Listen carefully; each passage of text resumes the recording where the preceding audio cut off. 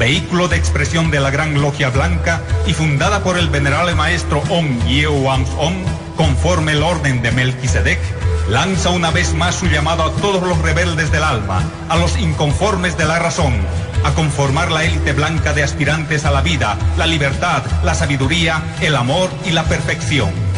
Los misterios del hombre y del universo.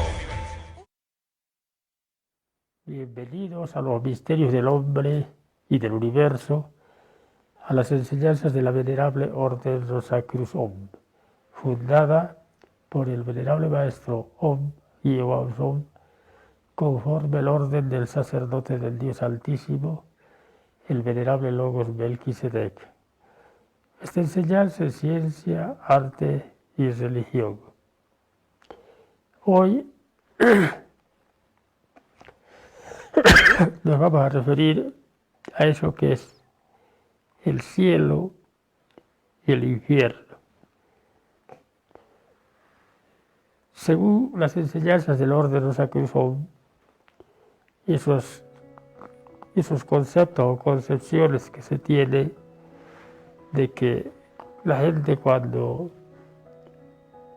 se muere, cuando deja de existir en este plano, continúa o en el cielo o en el infierno, en el otro mundo.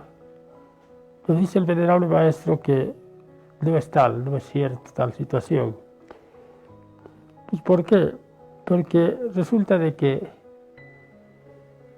eso que es el cielo o el infierno en realidad se trata de estados concienciales. ¿Qué se quiere indicar con esto?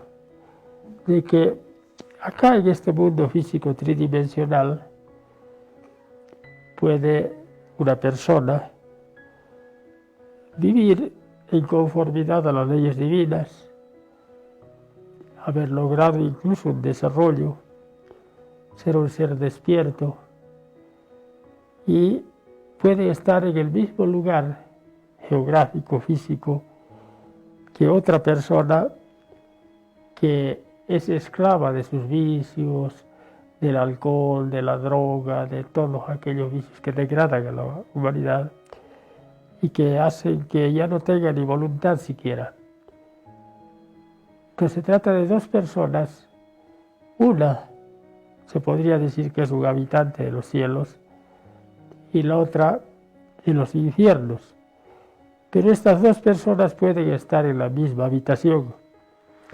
Uno, habitante de los cielos, y otro de los infiernos. Entonces, esa es la enseñanza de la Rosa de la Cruz. ¿Y qué pasa cuando una persona muere?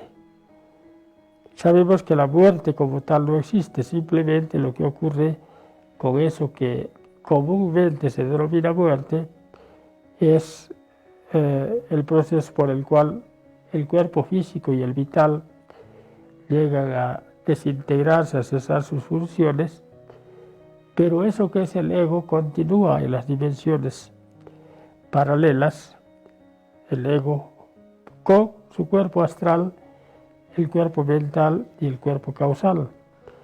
El ego sigue siendo el mismo, solo que ahora ya no tiene el vehículo físico tridimensional para su manifestación y solo utiliza el cuerpo astral en la quinta dimensión, el mental en la sexta y el causal en la séptima dimensión.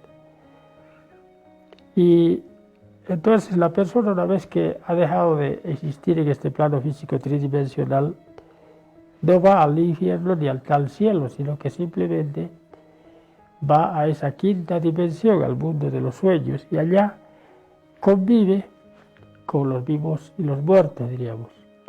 ¿Por qué convive con vivos y muertos? Porque las personas que, entre comillas, digamos, están vivas, que tienen un cuerpo físico funcionando, cuando están durmiendo en las horas de sueño, también pasan allá con el cuerpo astral y allá conviven en la quinta dimensión con los que ya no tienen cuerpo físico tridimensional, con los llamados muertos.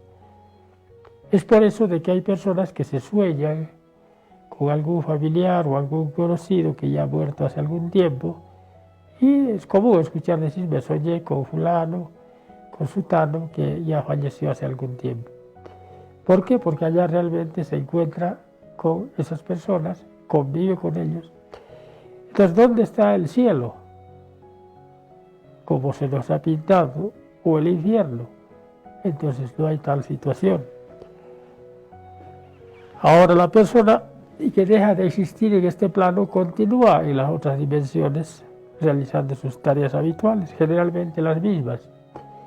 Así como en el plano físico tridimensional la persona actúa de manera mecánica, automática, inconsciente, manejada obviamente por sus yoes, por su ego, por su bestia, buscando placeres, satisfacciones, sus gustos. Lo mismo ocurre en el mundo astral. Hace lo mismo, repite mecánicamente todos esos hechos. Entonces, en realidad no hay tal situación de cielo e infierno, por lo menos así como conciben las llamadas religiones, que se van a ir al cielo junto a Dios. No hay tal cosa. Y es evidente de que en el mundo de los sueños existen subdimensiones o subplanos. Esa quinta dimensión se divide en 7 subdimensiones o subplanos, o llamadas también locas. Y la persona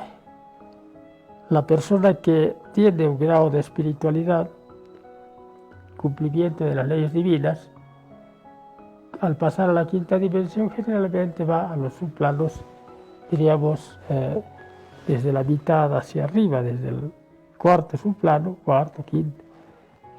Los que ya tienen un desarrollo mucho más, van más arriba, y los que son más viciosos, más esclavos de incluso de su razón, de su ego, de su bestia, van a los planos, a las subdimensiones. En función a cada uno entonces va a ir a esos diferentes planos, pero en realidad no hay mucha diferencia y el animal racional no se da ni cuenta siquiera de que ya no tiene un cuerpo físico, sino que ella continúa de manera mecánica. Así que ustedes recordarán, hay una obra muy conocida, la Divina Comedia de Dante Alighieri, que habla de los círculos dantescos, y él describe que en cada uno de estos planos o círculos están las personas de acuerdo a sus acciones, a su manera de ser. Entonces eso es evidente, todo está determinado de acuerdo a lo que la persona es. Pero ocurre entonces de que la concepción que se tiene de que se van a ir al infierno, al fuego eterno, eso no existe así como se lo enseña. Ahora, otro aspecto se presenta cuando la persona ya ha completado ese ciclo que tiene de muertes y de nacimientos. El maestro Vivamson nos dice que son 108 vidas o existencias u oportunidades que se nos da para que podamos salir del estado de animales racionales, para que así la conciencia despierte, se desarrolle y se eleve hacia la divinidad. 108 vidas.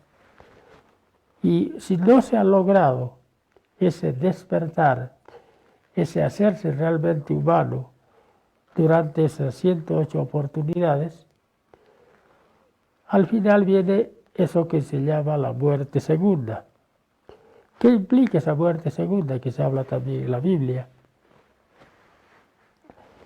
El venerable maestro Vivamson nos dice que una vez que se terminan las oportunidades, se ingresa a eso que es la involución. Nosotros hemos seguido un proceso evolutivo en todos los reinos de la naturaleza, desde el reino mineral, el vegetal, el animal, hemos llegado al estado humano, a eso que es el paraíso, y con la desobediencia a no comer el fruto prohibido, se ha caído en el Edén, en el pecado, y han sido Adán y Eva arrojados a este mundo físico tridimensional, de la cuarta dimensión a este mundo tridimensional, y ahí se le ha dado esas 108 vidas.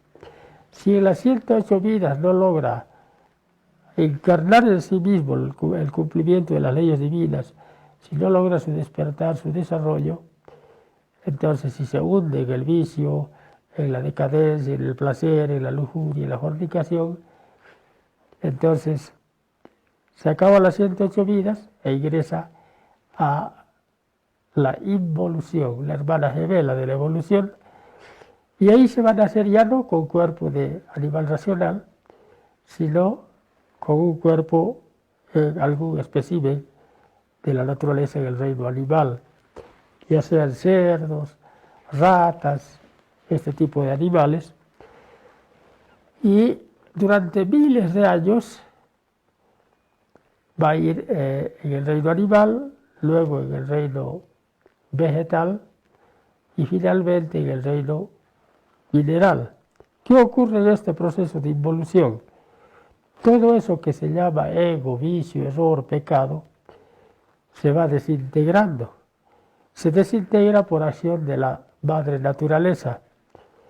De manera que cuando uno llega a ingresar ya al reino mineral, termina penetrando a esas capas de los volcanes, al fuego volcánico, y todo lo que sabe a mente, a ego, a yo, a orgullo, a avaricia, a pereza, a gula, a envidia, se desintegra.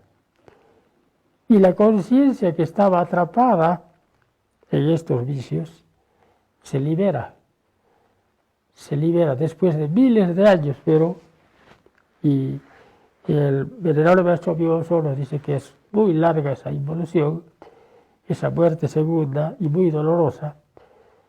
Y una vez que esa conciencia ha llegado en el reino mineral a ser liberada nuevamente por acción de la madre naturaleza, tiene la oportunidad de nuevamente tener otro ciclo.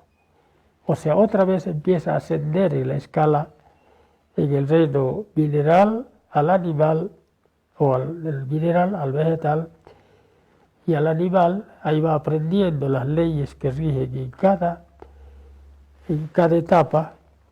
En el reino elemental, en un tema anterior hablábamos de los elementales, de la naturaleza, de los silfos, sílfides, nereidas, ondinas, tritones, salamandras.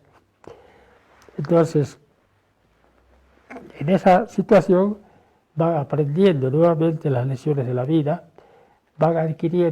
se va adquiriendo grados de maestría elemental, y una vez que se completan los ciclos en el reino mineral, ya se pasa a tener un cuerpo vegetal.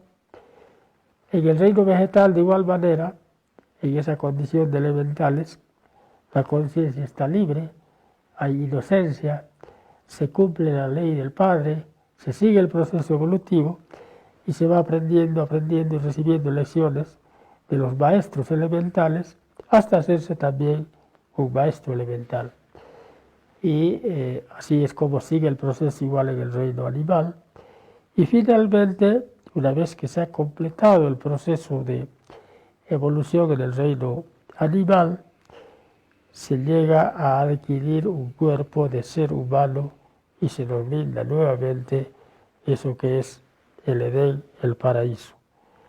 Entonces, todo ese proceso de involución se podría decir que es un proceso de decadencia, de sufrimiento, de dolor, no por castigo, no hay castigo de Dios, eso es lo que se debe tener muy en cuenta.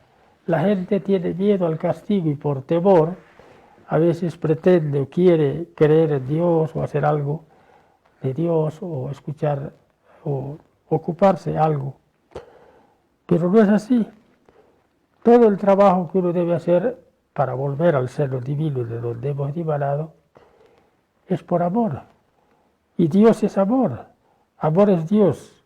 Entonces Dios, siendo amor, no castiga.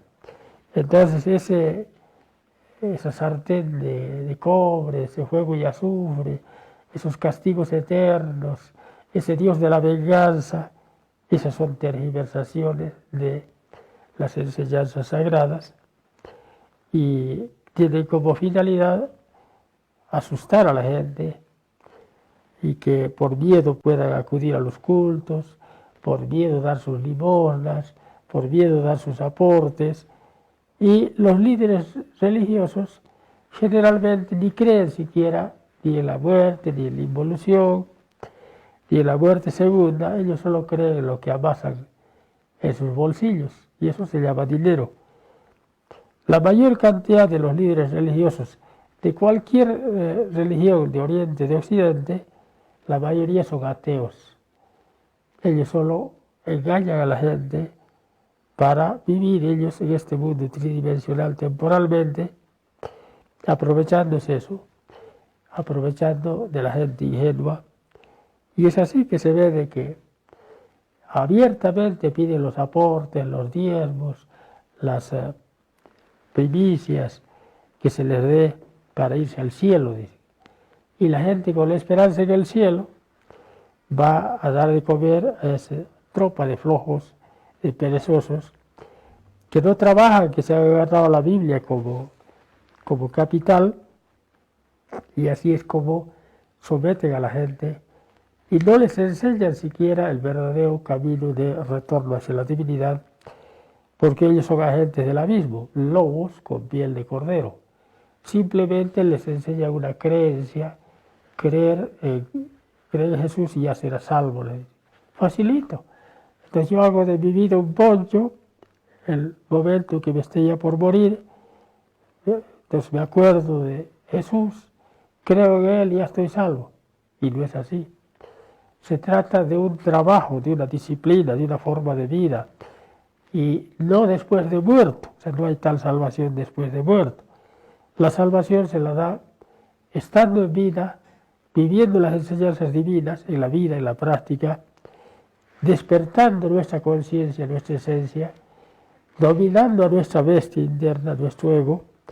Es así como nos podemos encaminar hacia eso que es la divinidad, a eso que es Dios. Y los mandamientos divinos están orientados a que la conciencia de estar dormida, como lo está en el animal racional, logre despertar, logre separar la luz de las tinieblas en sí mismo, porque esa luz en nosotros está en nuestro corazón, nuestra conciencia, nuestro Buddhata, nuestra chispa divina, esa parte de Dios. Y las tinieblas también están en nosotros. Es todo eso que sabe a ego, a yoes, a vicios, a defectos, a pecados.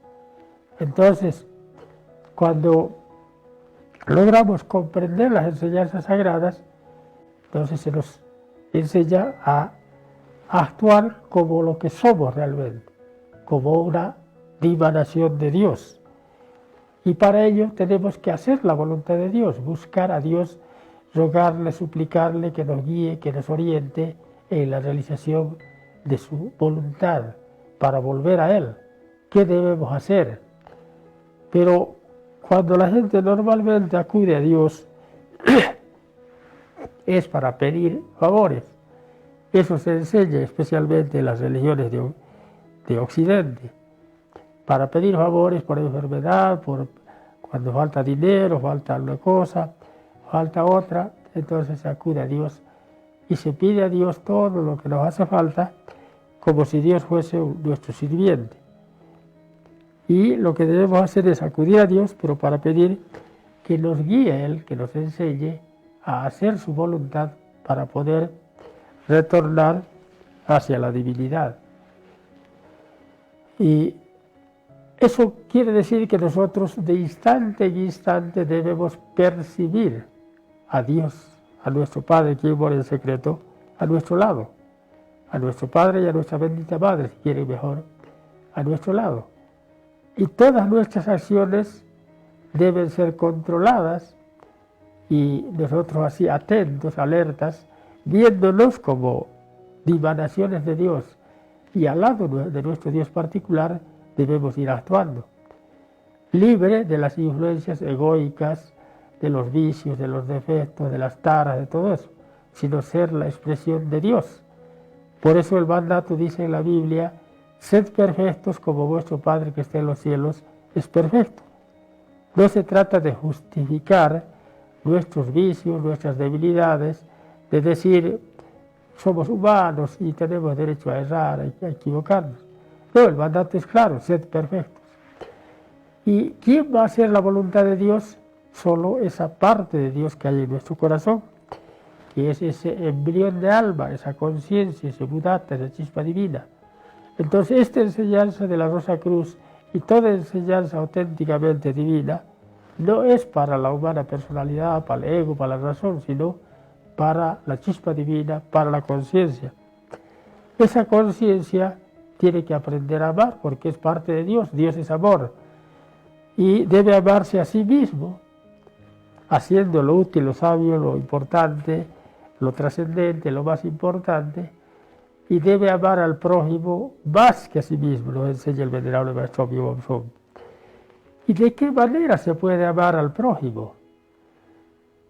La forma más sublime de amar, nos dice, es brindarle estas claves, esta enseñanza, llegar al corazón del individuo, de la conciencia del prójimo, para entregarle la sabiduría de la Rosa y la Cruz, para que así esa conciencia, si recibe el mensaje, puede empezar su trabajo de liberación y va a lograr su despertar.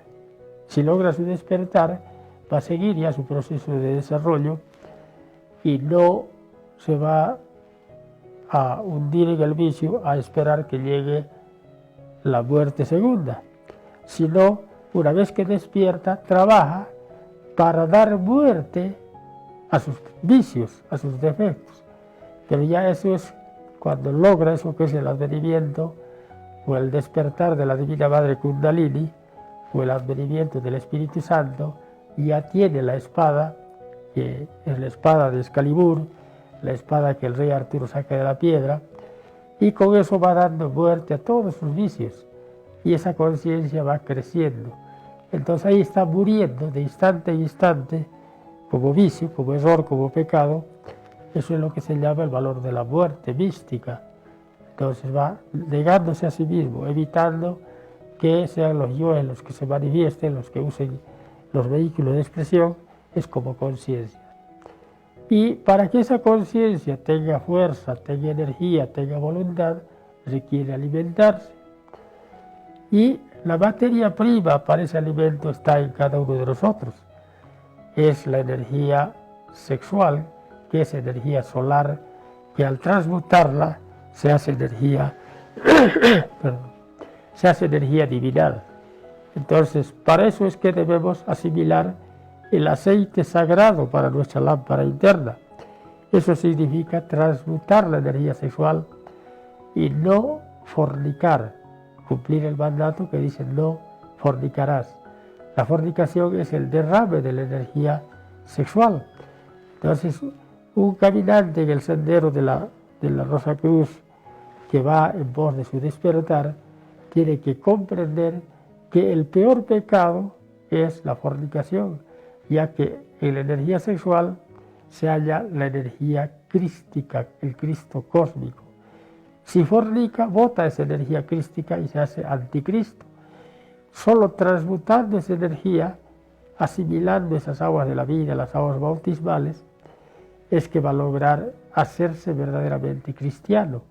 Esa energía transmutada, llevada hasta el corazón con las prácticas de transmutación sexual, va a nutrir, va a alimentar, va a fortalecer a la conciencia, y esa conciencia así va a ir aprendiendo a amar, va a ir liberándose de las influencias egoicas, va a tomar conciencia de sí mismo, va a acudir siempre al Padre, va a buscar la fuente de energía para nutrirse y va a realizar las prácticas que se enseñan en el Sendero de la Rosa y la Cruz y que han sido enseñadas siempre, en todo tiempo, en todo lugar, por los auténticos profetas, por los auténticos mensajeros de la divinidad. Entonces es así como podemos comprender esos conceptos de cielo e infierno. Solo trabajando nosotros hacia el cumplimiento de las leyes divinas vamos a vivir nuestro cielo, ya sea en el plano físico tridimensional o en las dimensiones superiores. Y si nos hundimos más en el vicio y en el egoísmo, simplemente son las sombras estarán en torno nuestro y nos sumergimos en nuestros propios infiernos, en este plano físico y en las dimensiones superiores del espacio. Entonces, es la idea, el concepto de cielo e infierno, que no se trata de una dádiva, de un regalo, sino de un trabajo interno, consciente, voluntario, cumpliendo las leyes divinas. Llegamos al final de este espacio, le agradecemos su atención y le invitamos cordialmente para un siguiente programa. Muchísimas gracias. La Orden Rosacruz-Om, vehículo de expresión de la Gran Logia Blanca y fundada por el venerable maestro Om Yeo-Wang-Om, conforme el orden de Melquisedec, lanza una vez más su llamado a todos los rebeldes del alma, a los inconformes de la razón, a conformar la élite blanca de aspirantes a la vida, la libertad, la sabiduría, el amor y la perfección. Los misterios del hombre y del universo.